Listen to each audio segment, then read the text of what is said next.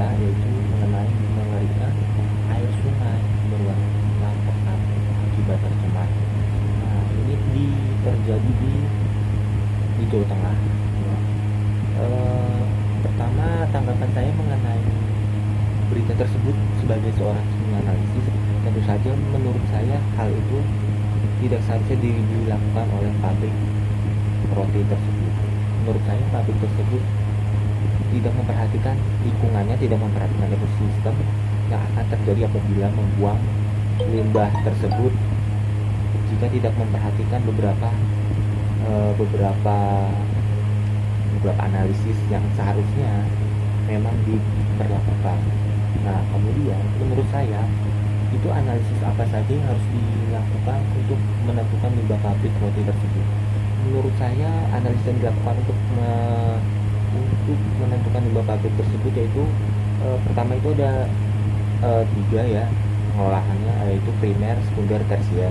Pengolahan primer menurut saya itu mengenai pemisahan batu kerikil, tentu untuk yang primer. Kemudian dilakukan dengan sekunder juga dengan menambahkan mikrobiologis pada limbah tersebut agar mematikan mikroorganisme yang menyebabkan ekosistem tersebut menjadi rusak. Nah, yang ketiga itu pengelolaan tersier, pengelolaan lanjutan dari sekunder, yaitu dengan penambahan bahan-bahan tertentu, yaitu contohnya ada amonia, ada masih banyak lagi selain amonia.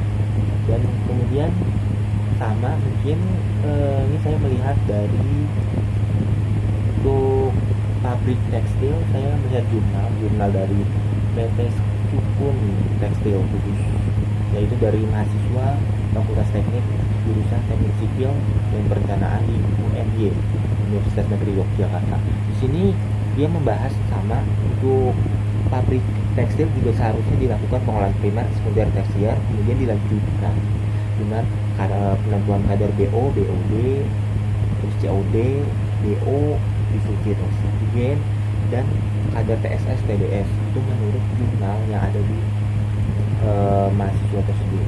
Dan menurut saya parameter penentu agar limbah cair dapat dengan aman dibuang ke perairan umum, yaitu menurut saya itu dengan menggunakan pengolahan 3 tadi itu, primer, sekunder, tersier. Itu menurut saya yang paling penting. Kemudian dilanjutkan kembali dengan kadar-kadar yang ada pada umumnya, BO, BOD, BO, COD. Kemudian kadar-kadar yang menurut kita sepele yaitu TS, total solid, TDS, TSS, total solid sulfit. Itu menurut saya sangat penting. Dan juga dan juga penentuan itu sangat penting karena penentuan itu menunjukkan mengenai standar-standar tentang kadar-kadar tersebut sudah dibuat di SNI. Jadi kadar-kadar tersebut parameter-parameter tersebut harus ditetapkan, yaitu yang saya bilang tadi, pengolahan primer, sekunder, tersier, kemudian TS, TDS, TSS itu harus penting supaya dapat dibuang dengan aman.